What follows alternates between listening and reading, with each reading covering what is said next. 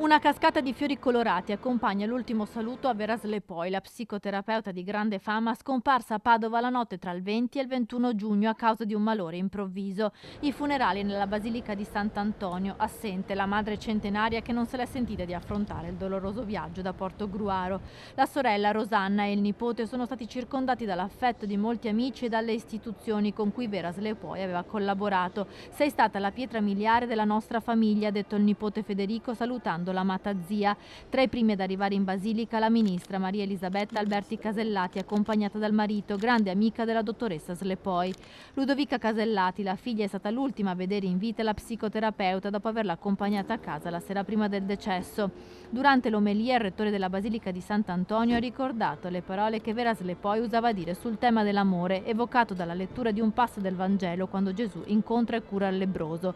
L'amore vero domanda fatica ed dedizione responsabile. Vera ha saputo e voluto prendersi a cuore la fatica degli altri per amore nella discrezione più totale, ha detto padre Ramina. Alle esequie hanno partecipato molti politici. Quando ero sindaco lei era assessore alla cultura e quindi devo dire che abbiamo collaborato insieme e abbiamo anche fatto tante cose belle.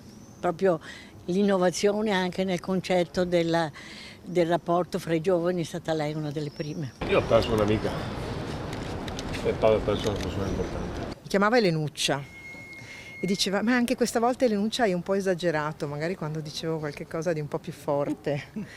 Però con quel garbo, con quell'eleganza che non era mai un richiamo, aveva proprio il piglio della psichiatra, no? Non metti in difficoltà la persona che hai davanti ma cerchi di aiutarla.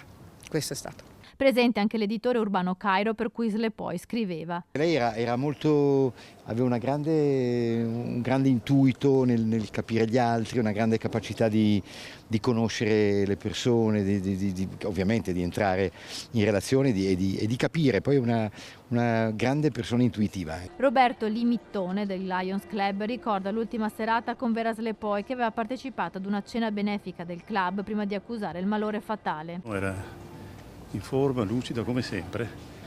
Abbiamo apprezzato molto il suo intervento, bello, parole profonde e ricche di contenuti.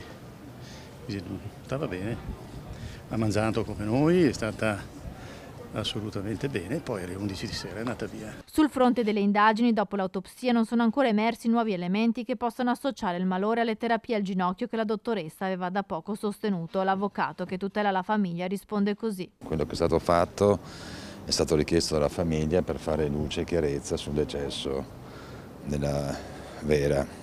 Gli accertamenti hanno iniziato ieri e vedremo nei prossimi giorni, settimane, quali saranno gli esiti. Non si può escludere nulla allo Stato perché gli esami sono in corso.